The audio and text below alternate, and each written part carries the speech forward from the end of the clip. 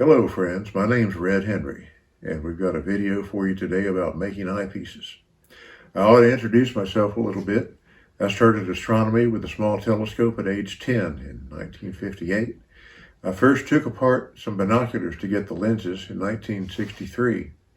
I started building my own eyepieces in 1984, and in 2017 I started an important project, Freebies for Newbies, extracting eyepieces from old binoculars, adapting them to telescopes, and sending them free to beginners. But what we're going to be talking about today is our RDP eyepiece design. It uses 4 acromats, 4 binocular lenses, big ones from the front end of the binoculars. And you can make it in different sizes. The important thing is that this eyepiece design works so great. It gives clear star images. It has a lot of eye relief, working distance from the eyepiece, and it has star images that are clear and circular all the way to the edges, which is hard to achieve in some large telescopes. And I got some examples here, various focal lengths. This is a 23 millimeter eyepiece made with 4 small binocular acromats from modern compact binoculars. It works great. This eyepiece is a 31 millimeter eyepiece with a 74-degree apparent field of view and very sharp star images all the way to the field edges, which is something that's usually rather hard and expensive to find. A 35 millimeter eyepiece made the same way. 4 binocular acromats, 1 pair here, 1 pair here, and a nice big field lens. And again, very nice star images, very pleasing. Getting up into some much larger eyepieces here. We have a 42 millimeter eyepiece. This one's made with 2 35 millimeter and 2 50 millimeter binocular acromats.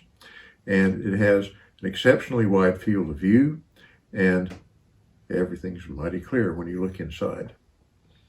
Going to some of the largest eyepieces that I've made so far. This is a 52 millimeter eyepiece made with 4 50 millimeter lenses and with an extra large focal chamber to enhance the field of view, and everything looks great in this eyepiece. An eyepiece like this will make it possible for you to view the double cluster in Perseus or the Pleiades all in one field of view, even in a really large amateur telescope, and that ordinarily would be out of reach. So how do we make these lenses? Well, first of all, you have to buy some binoculars. You have to buy a pair of 7x50 binoculars, and to make the eyepiece we're going to make here, you have to have 2 pair. Well, here's a typical set of 7x50 binoculars, like you get them in from eBay. And I bought a whole lot of pair of junk binoculars right there from that particular internet source. To take the lenses out, first of all, most 7x50s are made with a lower barrel like this, and you just unscrew it.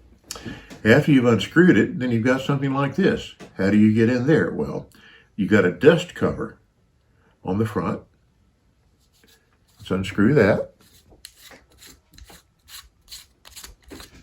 There's a dust cover and a little aluminum trim ring. Now, what you have here is your 50 millimeter binocular lens, and it's held in by a threaded retaining ring. How do you get that off? Well, if you're like me at age 14, you get a pair of pliers and a screwdriver and work it off any way you can. When I got to a more advanced age, I bought this sophisticated tool for $12. It's a cheap spanner wrench from eBay. And so, you locate that in the notches of the threaded ring and try to unscrew it. Well, this one's stuck. And so we come to discussing some of the tools that we have to do this with. You don't need many. I've got a pair of pliers here, and a pair of long nose pliers, and a pair of diagonal cutters. Well, guess what happens with 50 or 60-year-old binoculars that are made of aluminum? The aluminum gets brittle, the retaining ring gets brittle, and there, the retaining ring and part of the rim cut. You don't need them, and you're ready to get the lens out. Now, how do we get the lens out? The easiest way, if they're not stuck, is to tap them out. And look what we have here. We have a really nice 50 millimeter lens in a metal lens cell, and we also have this ring, which is a collimating ring. And so these things are going to be very useful. And so we've got the lens out. The next step is to clean it. And any good glass cleaner is fine, and use a piece of soft cotton.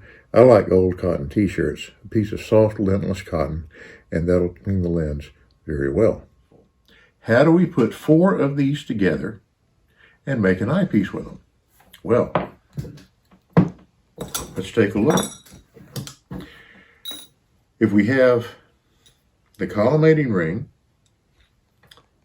and the objective, let's take another one. Let's have 2 objectives like this, which might be the other one out of the same binoculars.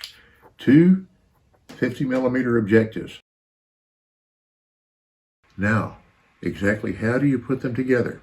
Well, you'll notice if you look at these lenses very carefully, each one has a more curved surface like this, and each one has a flatter surface like this, which is the inside of the lens. What you want to do is put the 2 curved surfaces facing each other like that. How are we going to put them together? Let's use this collimating ring as a connector and put the lenses together using that. Now what you can do is either super glue them or epoxy them around this center part where the collimating ring is holding them together. Okay, what we have here are the 2 50 millimeter lenses in their metal cells, held together by friction right now with this collimating ring, and 1 bottle of super glue. So what I'm going to do is tack them together right now. Usually I would use epoxy for a more permanent bond, but for this demo, they don't need to be attached exactly permanently. And so what I'm going to do is just put them together provisionally, and I can epoxy them together at my leisure. And so we let that dry for a little while. And so now we have our 2 50 millimeter lenses super glued later on, epoxied together in a very nice arrangement like this. Now, how do we put those together with 2 more? Well, here are 2 more 50 millimeter lenses put together exactly the same way, and also with a collimating ring, in this case black, which happens to fit over the end. Now, how do we put them together? There's no mystery to it. We put these 2 pairs of lenses together exactly the same way we put the first 2 together. And the collimating ring will be the thing that connects them. It makes it possible for us to super glue these together to each other. And so, cut in here. And so we have all 4 lenses ready to be attached to each other. Again, I would usually use epoxy for this, but since we're in a hurry and we don't have an hour to wait, we will just attach these together with some spots of super glue, and that ought to do fine. QED, after I've done this a lot. 4 lenses in their original 7x50 binocular cells put together very conveniently, very easily. Okay, so now we have all 4 lenses put together. How are we going to make these into an eyepiece? Well, for that you need some 2-inch barrel material. I have found on eBay some 50 millimeter motorcycle exhaust tubing, which works great. Ordinary 2-inch tubing will not work great because 2 inches is the inside diameter of the focuser, and the tubing has to be a little bit smaller. So the 50 millimeter motorcycle exhaust tubing does great. Cut yourself a piece of that, 1.5 inches long or maybe a little bit more. Make sure it's painted black on the inside because it needs to be flat black. Another source is acrylic tubing. It's a little bit cheaper than the aluminum tubing. The acrylic tubing is nice and cheap. Like the aluminum, it comes in sizes of maybe 1 foot or 1.5 feet. And it's just plastic, but that's all it needs to be. All it needs to do is to hold the eyepiece in the tube. So, now let's put it together. Let's take a piece of the aluminum tubing, 2-inch size. In this case, look at that. It happens to fit very nicely into one end of the lens cells. Just like that. And so, now, let's take the super glue, which would ordinarily, as I mentioned before, be epoxy, and attach the tubing to the eyepiece. Now, we'll wait for that glue to dry.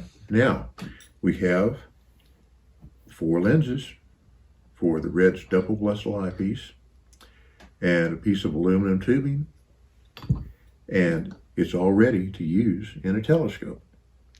We need to make sure it's going to fit. This is the top end of a 2-inch focuser. When we put our new eyepiece into the focuser, will it fit? Yes, it will. It'll fit very well. And so there we have that completed eyepiece. And the total length is about 52 millimeters, which means that even on a big SCT or on a very large refractor, you can see the Pleiades or the double cluster all at once in a very nice field of view. The local middle school had a couple of 16-inch SCT telescopes donated to them. Huge, heavy telescopes. And any ordinary eyepiece using those telescopes would give you just a little bitty field of view on the sky. They needed something to make it easy to find things to look at. So I donated a couple of these for them to use with their telescopes. And from then on, it was a lot easier for them to find what they wanted to look at in the sky. A friend of mine in South Africa also makes these. And someone he met at a star party recently traded him a Teleview Ethos eyepiece for one, which shows you how great they work, how well they do the job. He had probably had, like I would, maybe $20 in the eyepiece when it was finished. And this fellow traded him an Ethos eyepiece, which must have cost him several $100s just to get it, because it works great.